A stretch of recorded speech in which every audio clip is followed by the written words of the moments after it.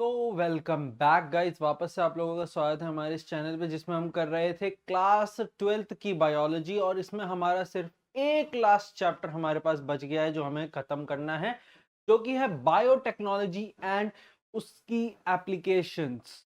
मतलब last time हमने पढ़ा था बायोटेक्नोलॉजी के प्रिंसिपल्स क्या है बायोटेक्नोलॉजी का सिद्धांत क्या है और प्रोसेस, मतलब उसको करने के क्या क्या तरीके हैं, जिसमें से एक तरीका हमने देखा था रिकॉम्बिनेंट डीएनए टेक्नोलॉजी, और हमने देखा था polymerase chain reaction.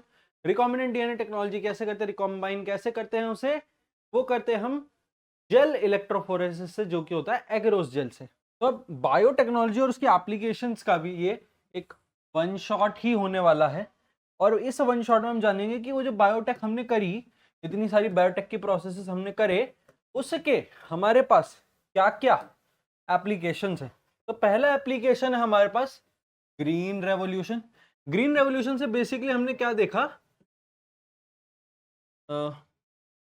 Increases it increases the efficiency efficiency of food production. Efficiency जो थी, मतलब जो फूड प्रोडक्शन हो रही थी उसमें इसने बढ़ोतरी करी। तो एफिशिएंसी जो थी फूड प्रोडक्शन की, उस वो इंक्रीज हो गई ग्रीन रेवोल्यूशन के चलते। ग्रीन रेवोल्यूशन मतलब जब रेवोल्यूशन एरा चल रहा था वर्ल्ड में, तो उसमें एक व्हाइट रेवोल्यूशन था जो मिल्क की प्रोडक्शन के लिए था, और एक ग्रीन रेवोल्यूशन था जो कि फूड प्रोडक्शन की एफिशिएंसी को इंक्रीज कर रहा था। अच्छा, अब ग्रीन रेवोल्यूशन का दूसरी चीज हमारे पास है जीएमओस। अच्छा, अभी जीएमओस, सर ये जीएमओ क्या होता है? तो जी का मतलब है यहां पर जेनेटिकली जेनेटिकली जेनेटिकली। और एम का क्या मतलब है? एम का मतलब है हमारे पास मॉडिफाइड। एम का मतलब है मॉडिफाइड। और ओ से हमको क्या पता चला? ओ से है मतलब ऑर्गेनिजम्स। ऑर्गेनिजम्स। तो जेनेटिकली मॉडिफाइड ऑर्गेनिजम्स को हम शॉर्ट में कहते हैं जीएमओ।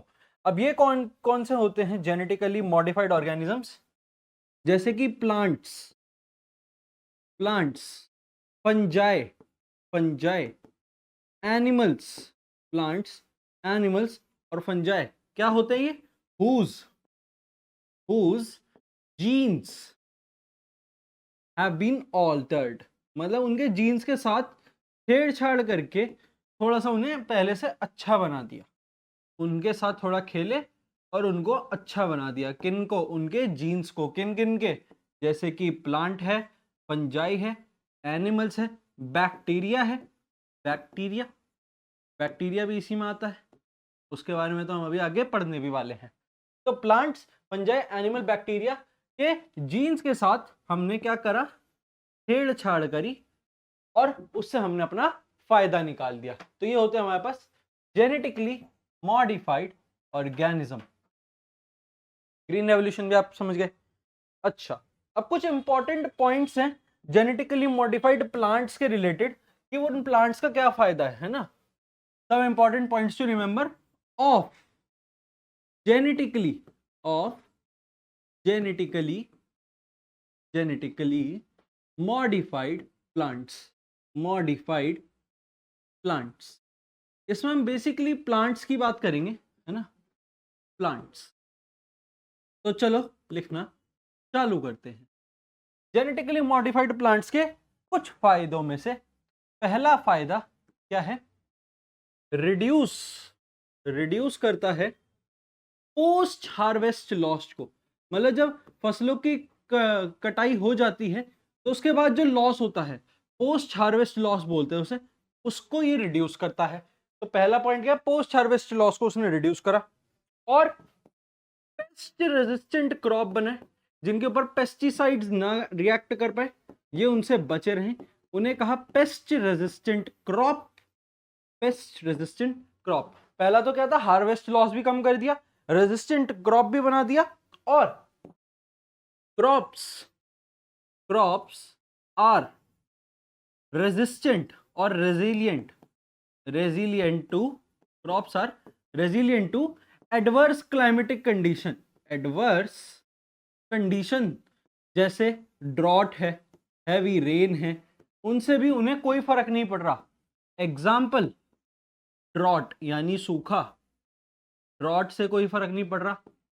हैवी रेन से कोई फर्क नहीं पड़ रहा, हैवी रेन, इन कुछ चीजों से उन्हें बिल्कुल भी फर्क नहीं पड़ रहा। वो इतनी रेजिलियंट हो चुकी है, मतलब उनके अंदर इतनी कैपेसिटी उनकी इंक्रीज हो चुकी थी। अच्छा, ये हो गया हमारे पास। और इसका एक वेरी इंपॉर्टेंट फायदा, इसका सबसे इंपॉर्टेंट, इसलिए मैं इसे अलग कलर से लिख रहा हूं, ये बहुत इंपॉर्टेंट है, इसे आपको याद जरूर रखना है। ये इनहेंस कर रहा है उनकी न्यूट्रिशनल वैल्यू को, जेनेटिकली मॉडिफाइड की वजह से, मॉडिफिकेशन की वजह से enhanced nutritional value, enhanced nutritional value of crop, अच्छा, अब ये क्रॉप का एग्जाम्पल क्या है, कभी एग्जाम्पल हम आपको देंगे। इसका एग्जाम्पल है गोल्डन राइस, गोल्डन राइस। ये तो ये हमारे पास कुछ इंपॉर्टेंट पॉइंट्स थे जेनेटिकली मॉडिफाइड प्लांट्स के रिलेटेड, जो आपको याद रखना है, जिसमें सबसे ज्यादा इंपॉर्टेंट है गोल्डन राइस वाला, और ये वाला भी। वैसे तो चार यहाँ सारे पढ़ सकते हो तो भी फायदा है, कोई दिक्कत नहीं है। अच्छा, अब बात करते हैं बीटी कॉटन की। तो बैसिलस thuringiensis कॉटन, अब ये बीटी कॉटन के लिए हमको सबसे पहली चीज क्या चाहिए, वो हमें चाहिए ये बीटी क्या है, ये बैसिलस thuringiensis। ये क्या है, एक बैक्टीरिया है, एक बैक्टीरिया है। बैसिलस मतलब बैसिलस मतलब rod shaped bacteria, rod shaped, हाँ, ये एक रॉड शेप्ड बैक्टीरिया है। अच्छा, अब इस रॉड शेप्ड बैक्टीरिया में है क्या, इसके पास है बीटी जीन, इसके पास है बीटी जीन, ये है बीटी जीन। ये किसका बना होता है, फॉर्म्ड ऑफ, यहां लिखते हैं, ये बना होता है प्रोटीन क्रिस्टल का, ये बना होता है प्रोटीन क्रिस्टल का। और अब इस क्रिस्टल प्रोटीन के अंदर क्या होता है, क्रिस्टल प्रोटीन कंटेन्स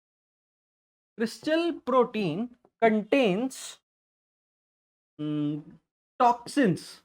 अच्छा, ये टॉक्सिन्स किस लिए, इंसेक्टिसाइडल टॉक्सिन्स की बात करिए। इंसेक्टिसाइडल मतलब ये इंसेक्ट्स को मारने वाले टॉक्सिन्स इसके अंदर प्रेजेंट है, बट वो अभी इनएक्टिव हैं, ये बात याद रखनी है। अच्छा, अब इन्हें एक्टिवेट कैसे करें,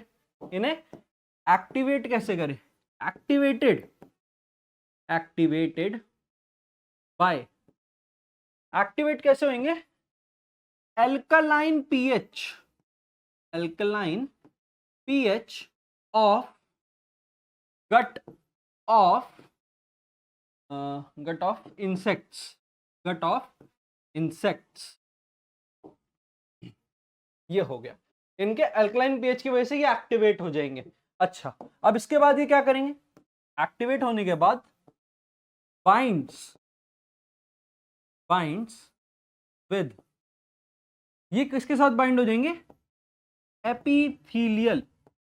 epithelial cells of midgut of insects. पहले मैं लिख देता हूं, फिर मैं आपको पूरा जो है ये समझाऊंगा। और इसके बाद क्या होता है, final leads to cell death. अच्छा, अब ये इंसेक्टिसाइडल में कौन कौन से इंसेक्ट्स के ऊपर काम करता है, इसका भी हमारे पास दिया हुआ है ना, इसमें ही, सॉरी इधर नहीं, इसमें हमारे पास हैं बीटल्स हैं जो इससे होते हैं, और आर्मी वॉर्म, और है हमारे पास मॉस्किटोस, ये। तो बीटी जीन बना, बीटी जीन के अंदर क्या है, प्रोटीन के क्रिस्टल हैं, प्रोटीन के क्रिस्टल हैं, उनके अंदर इंसेक्टिसाइडल टॉक्सिन्स है जो कि इनएक्टिव हैं, और वो इंसेक्टिसाइडल टॉक्सिन बीटल, आर्मीवॉर्म, मॉस्किटोज को मार सकते हैं, बट वो एक्टिवेट कब होंगे? जब ये बीटल, आर्मीवॉर्म, मॉस्किटो इस बीटी जीन का कुछ पोर्शन खा लेंगे, तो ये प्रोटीन क्रिस्टल का ये जो इनएक्टिव इंसेक्टिसाइडल टॉक्सिन था ये एक्टिवेट हो जाएगा उनके एल्कलाइन पीएच के चलते, जो कि उनकी पेट में प्रेजेंट है। फिर ये क्या करेगा? उनके पेट के ही एपिथेलियल सेल्स, उनकी मिड गट के एपिथेलियल सेल्स के साथ बाइंड हो जाएगा, फिर ये सेल को डेथ तक लेके जाएगा और वो मर जाएगा। तो यही होता है हमारे पास बीटी जीन। BT gene. अब बीटी कॉटन कैसे बनता है? बीटी जीन को जब हम कॉटन में फ्यूज कर देते हैं, एक कॉटन का हमने प्लांट लिया, उसके अंदर हमने बीटी जीन भी डाल दिया और फिर कॉटन को ग्रो करा, वो हमको क्या देता है? बीटी कॉटन देता है। और वो बीटी कॉटन इन इंसेक्ट्स से खत्म नहीं हो सकती, क्योंकि अब उनके पास एक जीन है जो कि ये इंसेक्टिसाइडल टॉक्सिन प्रोड्यूस करता है। तो जैसे ही वो लेट सपोज ये एक हमारे पास एग्जांपल लेते हैं, चलो अगले पेज पे। लेट सपोज ये एक प्लांट है कॉटन का, ये एक प्लांट है कॉटन का, इस पे कॉटन लगेगी, इस पे कॉटन लग रही है, ठीक है। ये हमारे पास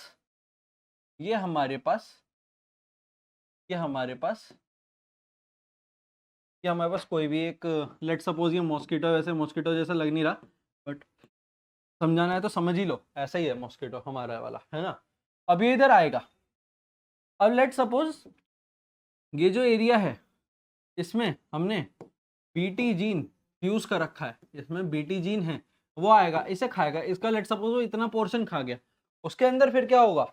बीटी जीन गया, उसके जो प्रोटीन क्रिस्टल थे जिनके अंदर टॉक्सिन्स थे वो इनएक्टिव थे, वो एक्टिवेट हो गए उसके अल्कलाइन पीएच की वजह से जो उसके पेट में थे, उसके बाद वो उसके मिड गट के एपिथेलियल सेल से जो है बाइंड हो गया और फिर जो है सेल मर गया, है ना। अब ऐसे ही उसके सारे सेल मरते रहेंगे, अगर वो और खाएगा या थोड़ा और खाएगा तो और कमजोर होता होता मरी जाएगा और ये प्लांट जो है बच जाएगा। तो ये फार्मर्स ने यूज करा ताकि वो अपनी कॉटन की फसल को बर्बाद होने से बचा सके, क्योंकि ये सारे प्लांट्स उसे खा खा के जिंदा बच रहे थे। तो ये हमारे पास एक चीज है। अगली चीज क्या है? ये है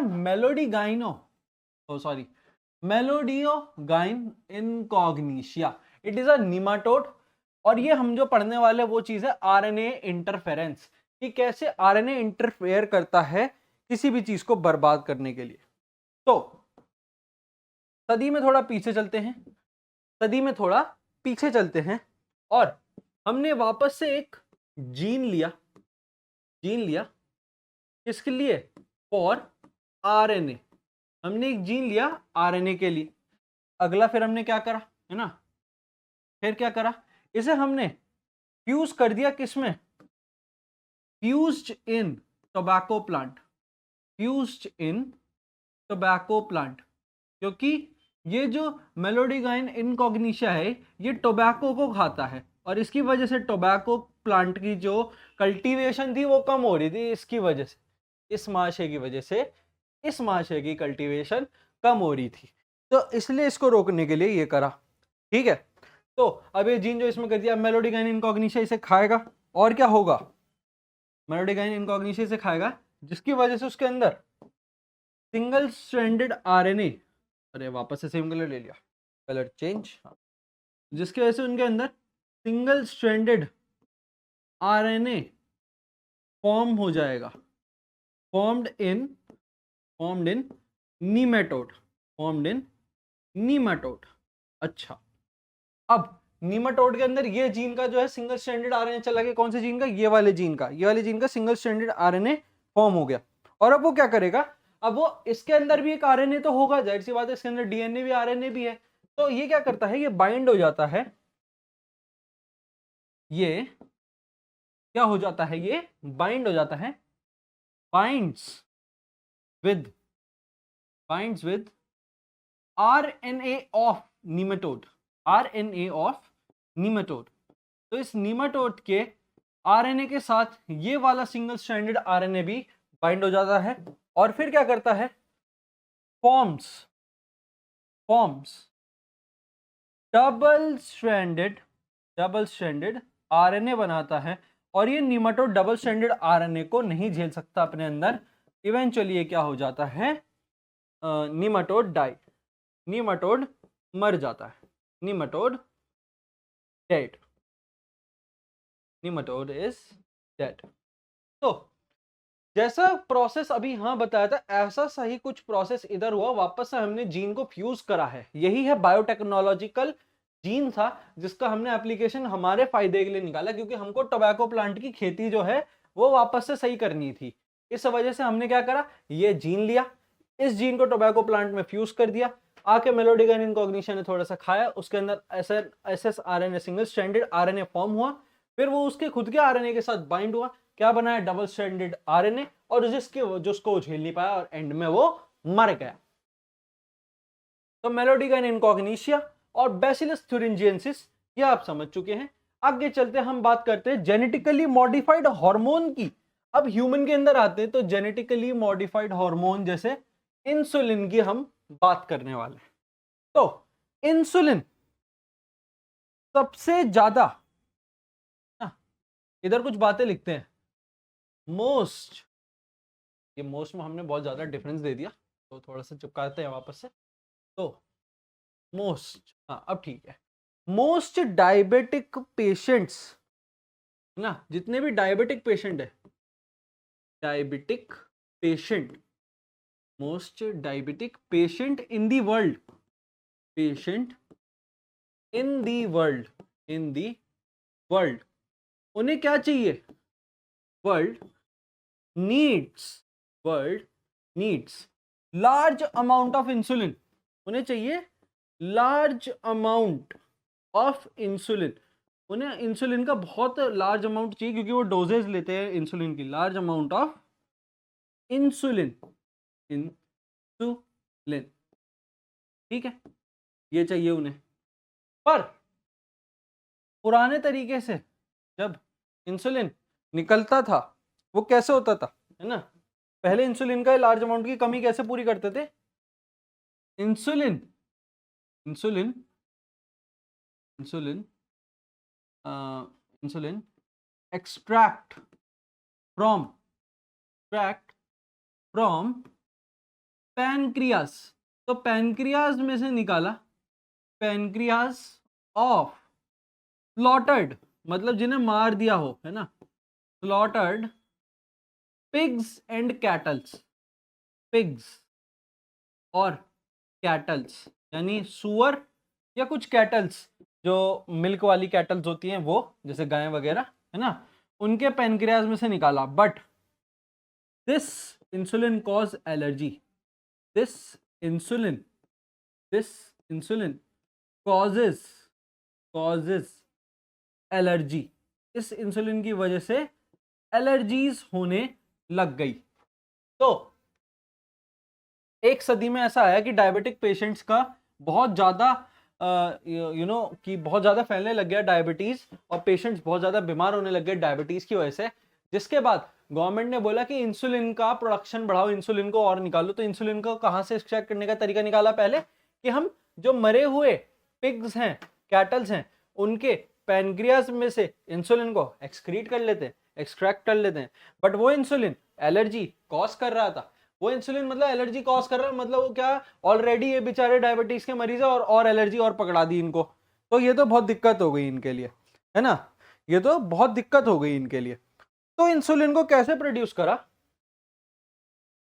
कि इधर बताते हैं, अब ये दिक्कत को इन्होंने कैसे दूर करा, आओ, तो इन्होंने एक इंसुलिन, इंसुलिन प्रोड्यूसिंग जीन को, प्रोड्यूसिंग, जो इंसुलिन को प्रोड्यूस कर सकता है उस जीन को लिया, और gene fused in, fused in a bacteria, in a bacteria, और वो बैक्टीरिया में फिर इंसुलिन बनने लग गया, रुको, एंड एक्सट्रैक्टेड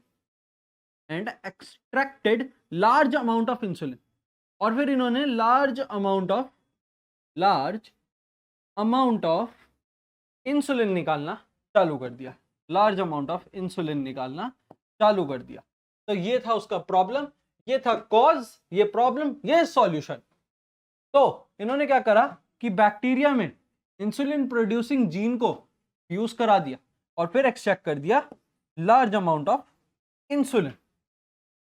ये था इंसुलिन के बारे में बातें, जेनेटिकली मॉडिफाइड इंसुलिन के बारे में बातें। अब बात करते हैं हम स्ट्रक्चर ऑफ इंसुलिन की। थोड़ा सा फोकस इसका बिगड़ रहा है, मैंने नोटिस कर लिया। फोकस हमने सही कर दिया, एक बार और देख लेते हैं। हाँ ठीक है, चल। और हाँ, तो स्ट्रक्चर ऑफ इंसुलिन की हम बात करते हैं। इसके बाद हमारे पास जगह है ना? हाँ ठीक। स्ट्रक्चर ऑफ इंसुलिन, आओ। तो मैमल्स में इंसुलिन का स्ट्रक्चर कैसा होता है? मैमल्स में, in mammals insulin directly form नहीं होता। इन मैमल्स में क्या होता है? इमैच्योर होता है सबसे पहले इंसुलिन। इमैच्योर इंसुलिन होता है हमारे पास, और वो इमैच्योर इंसुलिन एक प्रोसेस से गुजरता है, जिस प्रोसेस को बोलते हैं मैच्योरेशन। और ये मैच्योरेशन के प्रोसेस के बाद वो जो है एक मैच्योर इंसुलिन में तब्दील हो जाता है, मैच्योर इंसुलिन बन जाता है। अच्छा, तो अब इसका डायग्राम, इसका स्ट्रक्चर कैसा दिखता है? तो बेसिकली इसका स्ट्रक्चर कुछ ऐसा है, बस ये है। और यहां पर नेमिंग कर देते हैं। ये है ए पेप्टाइड, ये है बी पेप्टाइड, ये है सी पेप्टाइड। मतलब यहां से यहां तक वाली। ओ रुको, और अब अलग अलग कलर से दिखाते हैं। ये हमारे पास ए पेप्टाइड है, ये हमारे पास बी पेप्टाइड है, और ये बाकी जितनी बच गई, ये हमारे पास सी पेप्टाइड है। अभी बना देते हैं इसे भी यार, इस सीधा इसके साथ। हाँ अब ठीक है। और ये हमारे पास, ये जो है पूरी, it is our C peptide. तो ये ग्रीन वाली सी पेप्टाइड, ए वाली सॉरी ऑरेंज वाली ए पेप्टाइड, और ये जो डार्क ब्लू से है वो है बी पेप्टाइड, और ये किससे जुड़ी होती है एक दूसरे से? ये एक दूसरे से जुड़ी होती है डाइसल्फाइड बॉन्ड से। ये एक दूसरे से जुड़ी होती है डाइसल्फाइड बॉन्ड से। अब यहाँ पर मैं डाइसल्फाइड बॉन्ड कैसे बनाऊं, इसे थोड़ा छोटा करना पड़ेगा। हाँ, ये यहाँ पर जुड़ी होती है डाइसल्फाइड बॉन्ड से, ये यहाँ पर जुड़ी होती है डाइसल्फाइड बॉन्ड से। ये हो गया, ठीक है। आई नो ये आपको नहीं दिख रहा होगा, बट आप एनसीईआरटी में इसका डायग्राम ऑलरेडी देख लेना कैसे जुड़ा हुआ है ये। तो ये होता है हमको। अब हमको ये है हमारे पास इमेच्योर, ये है इमेच्योर। और अब मैच्योर कैसे बनेगा? अब इसे मैच्योर बनाने के लिए आपको क्या करना है? इसे मैच्योर बनाने के लिए आपको ज्यादा कुछ नहीं करना है। फ्री द सी पेप्टाइड, इस सी पेप्टाइड को अलग कर दो। बस इस सी पेप्टाइड को अलग बाहर निकाल दो।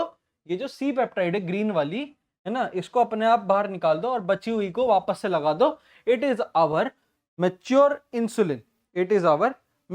इंसुलिन, तो एक मैच्योर इंसुलिन ऐसा दिखेगा। ये हमारे पास ए पेप्टाइड, और इसे थोड़ा सा और बड़ा कर देते हैं। हाँ, बस से बनाते हैं एक बार। It is our A peptide, और दूसरा हमने ब्लू से दिखाया था, तो it is our B peptide, तो ए पेप्टाइड, ये बी पेप्टाइड, इनके बीच में बने थे हमारे पास डाइसल्फाइड बॉन्ड, ये बन गया डाइसल्फाइड बॉन्ड, ये है हमारा ए पेप्टाइड, ये हमारा बी पेप्टाइड, और सी पेप्टाइड एकदम अलग हो गया। सी पेप्टाइड किसी तरीके से नहीं जुड़ा, सी पेप्टाइड अपना ये रहा। तो ये बन गया हमारा मैच्योर इंसुलिन, ये था हमारा इमेच्योर इंसुलिन। तो मैमल्स में इमेच्योर इंसुलिन इस प्रोसेस से गुजरता है। इसके बीच में जो बन गया वो प्रोसेस, उसका क्या नाम था? मैच्योरेशन। बट इसमें मेन चैलेंज क्या था? इसका कोई एक चैलेंज था, तो वो चैलेंज क्या था उसे लिखते हैं main challenge. Main challenge was main challenge was formation of mature insulin. ये जो मैच्योर इंसुलिन बनाना था, इसी को ही सबसे मेन चैलेंज बता दिया कि यही बाहर करना बहुत मुश्किल है। बॉडी में तो हो जाता है बट बाहर बहुत मुश्किल है। तो ये चैलेंज को टुक ओवर किसने करा? ये चैलेंज को किसने अपने पास लिया? एन अमेरिकन कंपनी, एक अमेरिकन कंपनी थी, अमेरिकन कंपनी जिसका नाम था एली लिली। ये एक अमेरिकन कंपनी है, एली लिली, है ना। और इन्होंने ये चैलेंज टुक ओवर करा इन 1983। इन्होंने ये चैलेंज टुक ओवर करा 1983 में कि हम ये बना के दिखाएंगे। और इन्होंने ये कैसे करा?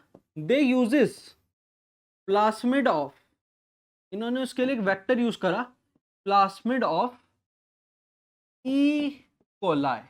इन्होंने ई कोलाई बैक्टीरिया का प्लास्मिड यूज करा इस काम को करने के लिए। तो अब इन्होंने करा क्या, उसकी बात कर लेते हैं। आओ, A chain was formed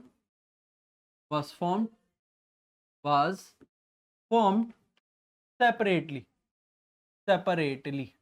A chain को इन्होंने अलग से बना दिया। A chain was formed separately, B chain was formed separately, B chain was formed separately।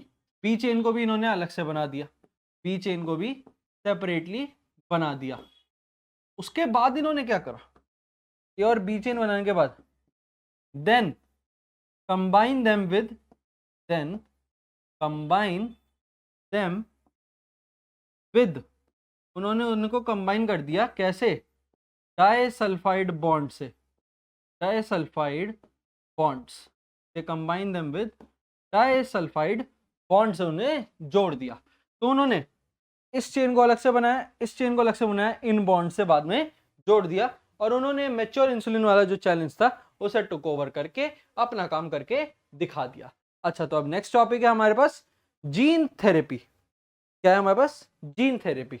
तो जीन थेरेपी क्या है कि जीन को हमें, जो एक हमारे पास डिफेक्टिव जीन है, तो हमारे पास एक डिफेक्टिव जीन है, उस डिफेक्टिव जीन को हमें क्या करना है? उस डिफेक्टिव जीन को हमें बदलना है। किसमें? डिफेक्टिव जीन को हमें एक नॉर्मल जीन से बदल देना है। कि लेट्स सपोज आपके पास एक डिफेक्टिव जीन है, आपको डॉक्टर ने बताया, तो आपने जीन थेरेपी करवाई और उस जीन की जगह अपने अंदर एक नॉर्मल जीन इंसर्ट करवा दिया, तो आपकी वो दूरी, आपकी वो जो मजबूरी थी वो खत्म हो गई, है ना। अब ये नॉर्मल जीन कैसे कर सकते हैं हम? या तो हम इसे रिप्लेस कर दें नॉर्मल जीन से, इधर नहीं, इधर लिखते हैं। हमें डिफेक्टिव जीन का या तो रिप्लेसमेंट करवाना है, रिप्लेसमेंट या तो हम इसकी कर सकते हैं, या तो हम रिप्लेसमेंट करें या हम इसका ट्रीटमेंट करें, तो ये होता है। अच्छा, अभी जीन थेरेपी की पहली बार किसने सोचा कि यार ये करना चाहिए? तो 1990 में चलते हैं। First gene therapy occurred in 1990।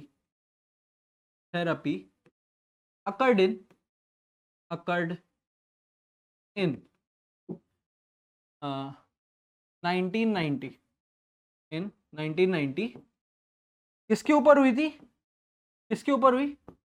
On A 4-year old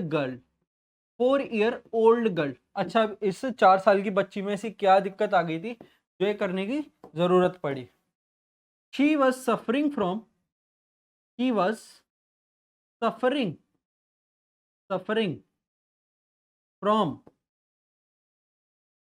ADA deficiency.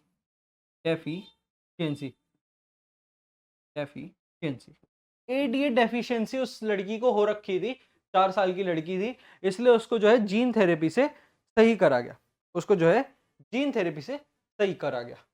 तो अब जीन थेरेपी से सही करने का तरीका क्या था?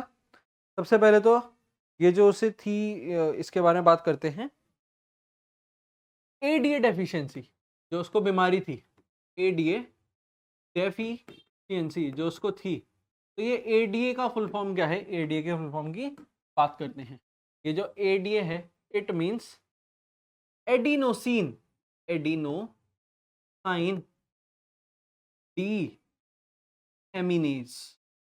ये एक एंजाइम है जो उसके बॉडी के अंदर कम था, and it is crucial for immunity, crucial for our our immunity, हमारी इम्यूनिटी को इन्हेंस करने के लिए ये और ये एंजाइम बहुत ज़रूरी है हमारी बॉडी में, और उसके अंदर वही चीज़ सबसे कम थी, एडिनोसिन डीएमिनेज उसके बॉडी में कम मात्रा में पाया हुआ था।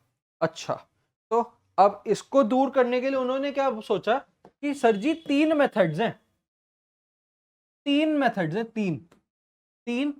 मेथड्स हैं, methods of gene therapy, gene therapy. इस जीन थेरेपी के तीन मेथड्स हैं हमारे पास, जिसमें से फर्स्ट टू जो मैं पढ़ाने वाला हूं वो तो टेम्पररी हैं, वो टेम्पररी मेथड्स में उन्हें गिना जाता है, बट जो लास्ट वाला है वो काइंड ऑफ परमानेंट है, बट विद कंडीशन। परमानेंट, एक मिनट, हाँ, परमानेंट बट विद कंडीशन। वो परमानेंट तो है बट उसमें एक कंडीशन भी अप्लाई हो रही है, उस कंडीशन की भी बात करते हैं। तो पहला मेथड क्या है? Bone marrow transplantation. दूसरा मेथड है एंजाइम रिप्लेसमेंट थेरेपी। तो बोन मैरो ट्रांसप्लांटेशन में क्या था कि जो एक डिफेक्टिव बोन मैरो, मतलब बोन मैरो तो समझते हो ना, हमारी बोन्स में एक फ्लूइड होता है जिसे मैरो बोलते हैं, और वो बोन्स के बीच होता है, इसलिए उसे बोन मैरो बोलते हैं, बस इतना ही। इफेक्टिव बोन मैरो जो है, बोन मैरो ट्रांसप्लांटेशन में क्या करा? डिफेक्टिव बोन मैरो को रिप्लेस कर दिया ना नॉर्मल बोन मैरो से, नॉर्मल बोन मैरो से रिप्लेस कर दिया डिफेक्टिव बोन मैरो को। अच्छा, अब एंजाइम रिप्लेसमेंट में क्या था? लेट सपोज जो लड़की को ही हो रखी थी, लड़की को हो रखी थी ADA deficiency, ADA deficiency deficiency तो उसमें क्या करा? उसमें रिप्लेस कर दिया, वो एडीए डेफिशिएंसी थी तो रिप्लेस करके उसके अंदर क्या डाल दिया? ADA enzyme injected, ADA enzyme को ही डायरेक्टली इंजेक्ट कर दिया उसकी बॉडी में, जिसकी उसे जरूरत थी, क्योंकि वो उसी एंजाइम की डेफिशिएंट में जी रही थी। तो ये दोनों तो टेम्पररी मेथड्स निकले हमारे पास की है, बोन मैरो ट्रांसप्लांटेशन और एडी और एंजाइम रिप्लेसमेंट थेरेपी तो निकले हमारे पास, क्या बोलते हैं उन्हें, टेम्पररी मेथड। अब तीसरा जो कि लिम्फोसाइट कल्चर, वो एक परमानेंट मेथड निकला, बट एक कंडीशन जो थी वो थी एट अर्ली एम्ब्रियोनिक स्टेज पे ही ये परमानेंट मेथड है, नॉट इन अडल्ट्स में ये स्टिल एक टेम्पररी मेथड रहने वाला है। तो अब लिम्फोसाइट में क्या करते हैं? सबसे पहली चीज लिम्फोसाइट्स निकालते हैं, lymphocyte removed from patient, lymphocyte removed from patient में से रिमूव कर दिया, लिम्फोसाइट बाहर निकाल दिया उसके पास से। फिर क्या करा इन्होंने? लिम्फोसाइट को रिमूव करा, फिर अगला portion by rDNA, recombinant DNA technology, by rDNA technology, है ना। आरडीएनए टेक्नोलॉजी आपको कल, मतलब सॉरी कल नहीं, मतलब लास्ट टाइम आपको पढ़ाई थी, कल बोल दिया मैंने गलती से। हाँ, आरडीएनए टेक्नोलॉजी से क्या करा इन्होंने? एडीए इंट्रोड्यूस कर दिया, आरडीएनए टेक्नोलॉजी, एडीए इंट्रोड्यूस्ड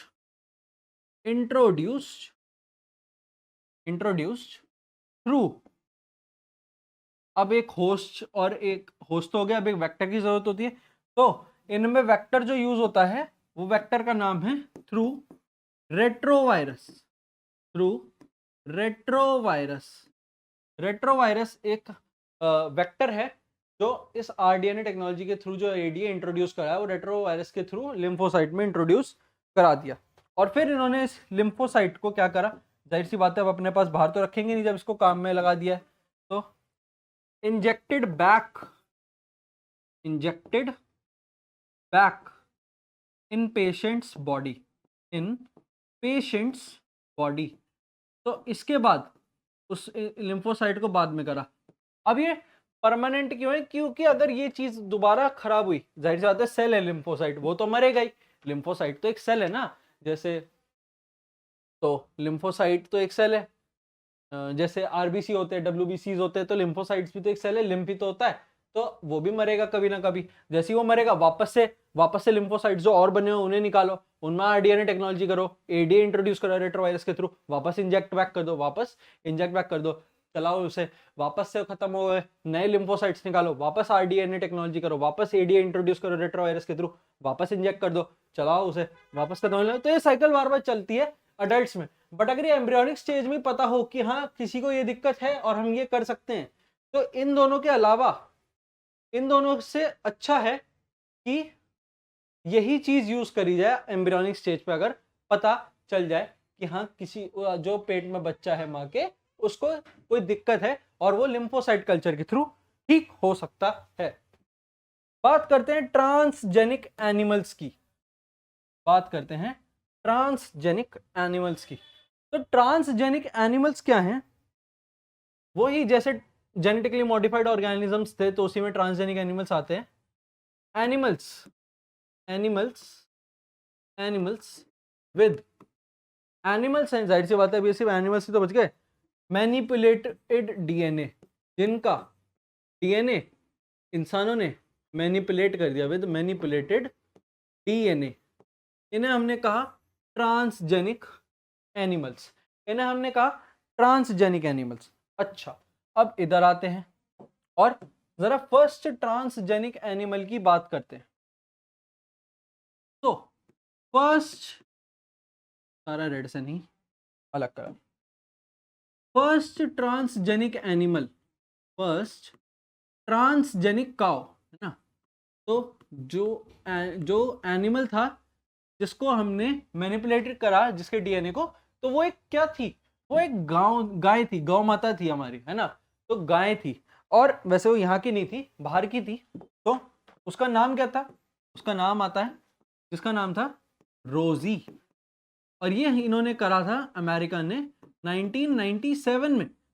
1997 में इन्होंने एक गाय बनाई जो कि जिसका डीएनए मैनिपुलेटेड था according to the needs of human, और उसे हमने नाम दिया फर्स्ट ट्रांसजेनिक का, और उसका नाम रखा रोजी। अच्छा, अब उसके अंदर क्या था? उसके अंदर human human alpha human alpha lactalbumin ये उसके अंदर बहुत अच्छी मात्रा में था, जो कि था 2.4 ग्राम पर लीटर। अगर वो 1 लीटर दूध दे रही है तो उस 1 लीटर दूध में ये वाला एंजाइम सबसे ज्यादा, ये वाला एंजाइम होता था 2.4 ग्राम उस 1 लीटर में। और इसी ह्यूमन अल्फा लैक्ट एल्बुमिन की वजह से उसका जो मिल्क था more balanced and nutrition rich था,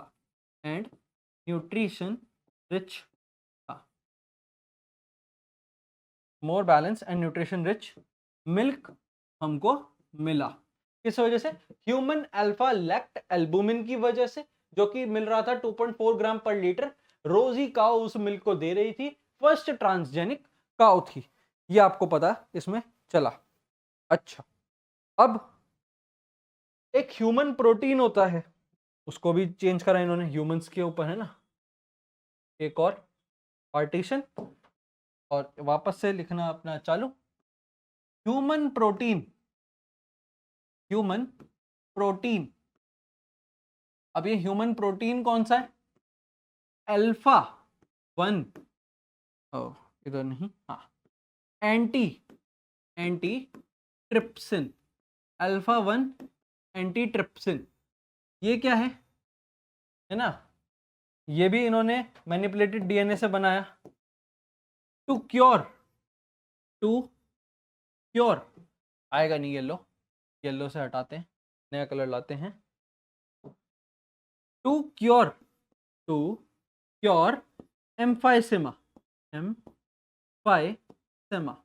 एम्फाइसेमा एक क्रॉनिक रेस्पिरेटरी डिसऑर्डर है, उसको क्योर करने के लिए alpha 1 antitrypsin genetically modified organisms के थ्रू निकाला गया।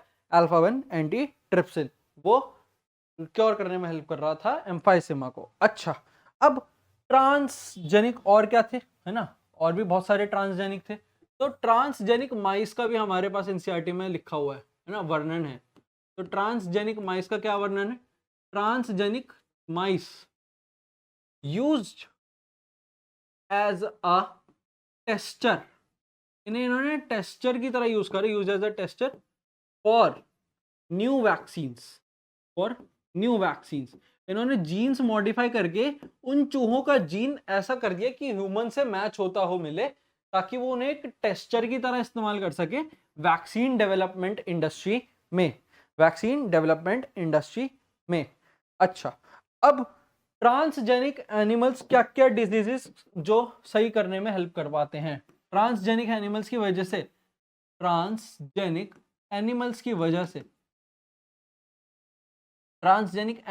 वजह से कौन कौन सी डिजीजेस क्योर हो पाती हैं? र्यूमाटॉइड एरिथ्राइटिस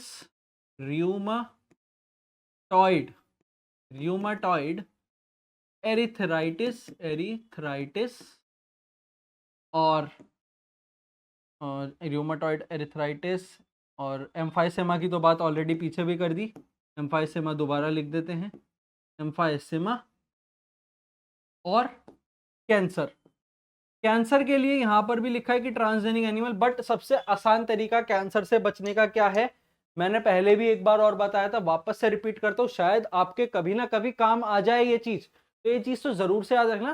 कैंसर के सेल्स को बॉडी में बढ़ने के लिए कुछ चीजें चाहिए होती है, वो उसे देना आप बंद कर दो, तो वो चीजें क्या थी देख लो, एक बार और बता रहे हैं वापस से, है ना। कैंसर को चाहिए होते हैं कार्बोहाइड्रेट, जिसके थ्रू उसे एनर्जी मिल सके। उसको चाहिए होता है केसीन प्रोटीन, जो कि उसे मिलता है मिल्क से, केसीन प्रोटीन। और उसे चाहिए होता है फ्रीक्वेंट ईटिंग आदमी, एक आदमी जो फ्रीक्वेंटली ईट कर रहा हो, फ्रीक्वेंट ईटिंग हैबिट। ये 3 चीजें चाहिए होती है। वो आदमी दूध पीता रहे, केसीन प्रोटीन लेता रहे, फ्रीक्वेंटली ईट करता रहे कुछ ना कुछ, और कार्बोहाइड्रेट ईट करे जरूर। तो अगर ये 3 चीजें एक आदमी कर रहा है और उसे कैंसर है, तो उसको मरने से कोई नहीं रोक सकता, उसका मरना निश्चित है। अगर आपको कैंसर अर्ली स्टेज पे मिल जाए तो बहुत अच्छी बात है, कोई किसी चीज की जरूरत नहीं होती, कोई कीमोथेरेपी की कोई नीड नहीं है, और 3rd स्टेज कैंसर तक के लिए ये चीज सही है।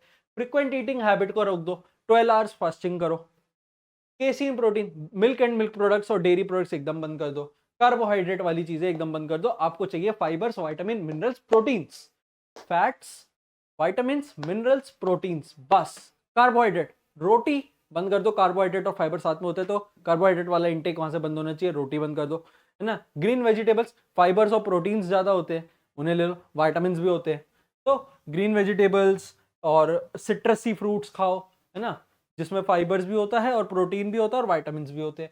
कार्बोहाइड्रेट, केसीन और फ्रीक्वेंट ईटिंग हैबिट कम कर दो, कैंसर अपने आप खत्म हो जाएगा। ये एक और जनरल नॉलेज का ज्ञान। अच्छा, मॉलिक्यूलर डायग्नोसिस क्या होता है?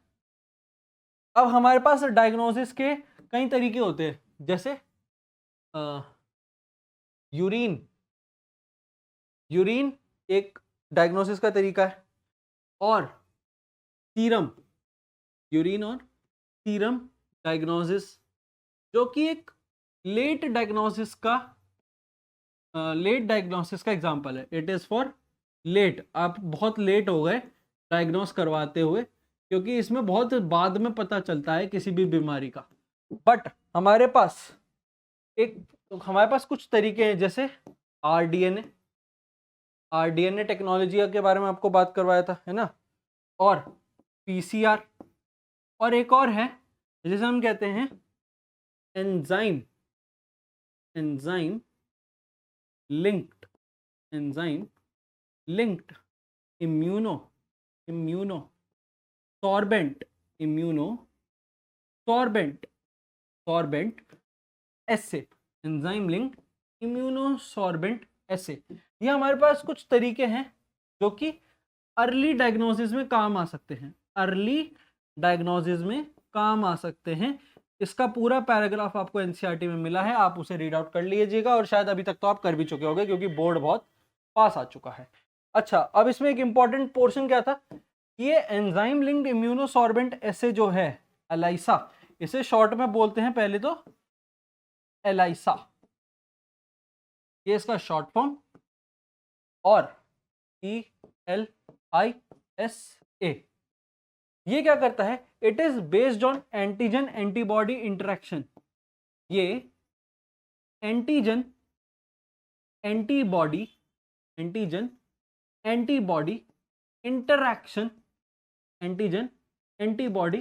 इंटरैक्शन पर बेस्ड है। ये बेस्ड है एंटीजन एंटीबॉडी इंटरैक्शन पर। ये आपको याद रखना, 1 मार्क क्वेश्चन इसमें से बन सकता है।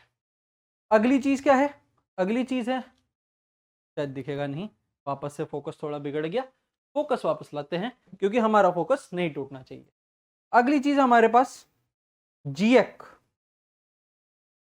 क्या है, जीएक का फुल फॉर्म है genetic engineering approval committee. Genetic engineering approval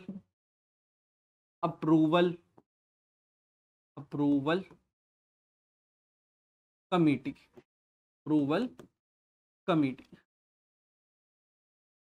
ये हो गया हमारे पास जीएक, जेनेटिक इंजीनियरिंग अप्रूवल कमेटी। ये क्या करती है, जितना भी वर्क हो रहा है जेनेटिक इंजीनियरिंग से रिलेटेड सबको मॉनिटर करती है। Monitor all the work related to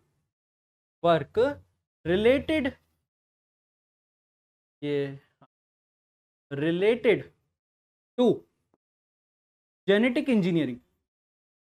तो जेनेटिक इंजीनियरिंग से रिलेटेड जितना भी वर्क होगा उसे कौन देखेगा, उसे देखेगा जीएक, जो एक कमेटी है। अच्छा, अगला हमारे पास एक पोर्शन दिया हुआ है राइस का। तो इन इंडिया 2 लाख से ज्यादा varieties are present, varieties of rice are present in India. और इसमें से भी सबसे ज्यादा नहीं, 27 वैरायटीज प्रेजेंट हैं। किसकी? Varieties of basmati rice.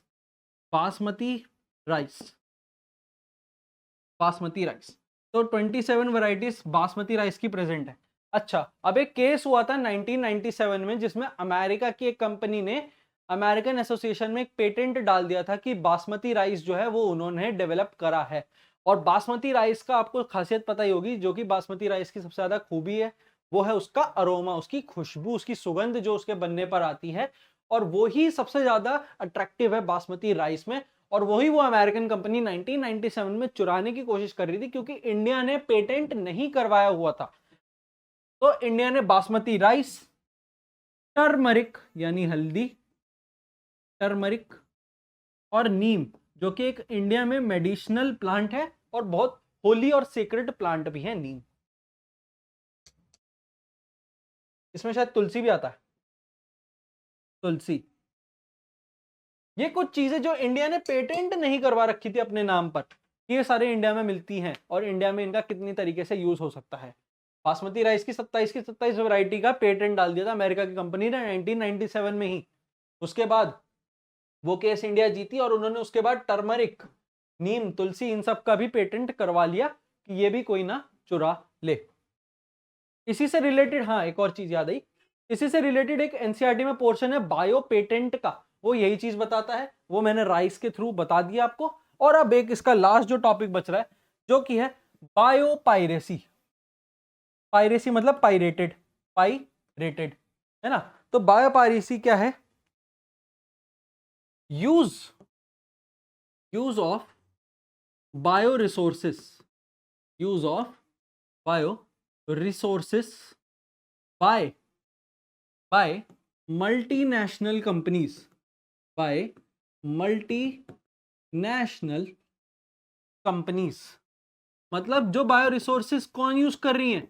Multinational companies जो बायो रिसोर्सेज यूज कर रही हैं, और कोई organisation without having proper authorisation, ये चीज याद रखना, without having proper authorisation, without having proper authorisation, मतलब वो ऑथराइज ही नहीं है, वो कर ही नहीं सकती उस काम को, है ना। प्रॉपर ऑथराइजेशन, उनके पास ऑथराइजेशन ही नहीं है वो काम करने के लिए, है ना, बट स्टिल वो उन चीजों को यूज कर रही हैं। बायो पायरेसी में ये चीज होती है। और इसके लिए एक इंडिया में पेटेंट बिल निकला था पार्लियामेंट में जो ये चीज बंद करवा रहा था बायो पायरेसी की। और इसी के साथ साथ हमने अपना पूरा चैप्टर कवर कर लिया है। इंपॉर्टेंट चीजें आपको बता देते हैं। राइस वाला पोर्शन आप याद रख सकते हैं, अगर उसमें से 1 मार्क का आए तो आ सकता है। वैरायटीज कितनी प्रेजेंट है या बासमती की कितनी प्रेजेंट होती है वैरायटीज। एंजाइम मॉलिक्यूलर डायग्नोसिस में एलाइसा का एंटीजन एंटीबॉडी इंटरेक्शन आपको याद रखना है। ट्रांसजेनिक एनिमल्स का यहाँ तो कुछ नहीं, बट फर्स्ट ट्रांसजेनिक काउ का नाम बहुत ज्यादा पूछा जाता है और इसका ये, और अल्फा 1 एंटीट्रिप्सिन और ह्यूमन अल्फा लैक्ट एल्बुमिन भी। और लिम्फोसाइट कल्चर आपको मैंने पूरा बता दिया, ये आप पूरा याद रख सकते हैं। और ये याद जरूर रखना है कि ये अर्ली एम्ब्रियोनिक स्टेज पे परमानेंट मेथड है, नॉट इन अडल्ट। बाकी ये दोनों तो आपके पास एक नॉर्मल से मेथड्स हैं, ये भी आप पढ़ सकते हैं अगर आपका मन है तो। जीन थेरेपी आपको पढ़नी पड़ेगी, बहुत इंपॉर्टेंट है। फर्स्ट जीन थेरेपी कैसे हुई और किस में हुई, क्या कमी थी उस लड़की में, ये भी बता दिया। और ये प्रो इंसुलिन का डायग्राम भी कभी कभी बनाने को आ जाता है, स्ट्रक्चर ऑफ इंसुलिन, बहुत आसान चीज थी, ये भी आप आसानी से पढ़ सकते हैं। जेनेटिकली मॉडिफाइड इंसुलिन की बात कर दी। और आरएनए इंटरफेरेंस, मेलोडिकाइन इनकॉग्निशिया से ज़्यादा इंपॉर्टेंट बीटी कॉटन है। बीटी कॉटन को ज़्यादा पढ़िएगा क्योंकि बीटी कॉटन सबसे ज़्यादा पूछा जाता है पेपर्स में। ये पूरा फ्लो चार्ट बना के आ जाना और एग्जाम्पल में इंसेक्टिसाइडल में बीटल, आर्मीवॉर्म और मॉस्किटो लिख देना, हो जाएगा काम। बाकी ये सब इंपॉर्टेंट में, ये 2 इंपॉर्टेंट तो मैंने ऑलरेडी बताए थे। ग्रीन एवोल्यूशन और जीएमओस क्या होते हैं वो बता दिया। और ये चैप्टर हमने इसी के साथ अपना खत्म कर दिया है और क्लास 12th बायोलॉजी का सिलेबस भी हमने इसी के साथ खत्म कर दिया है। Thank you so much guys.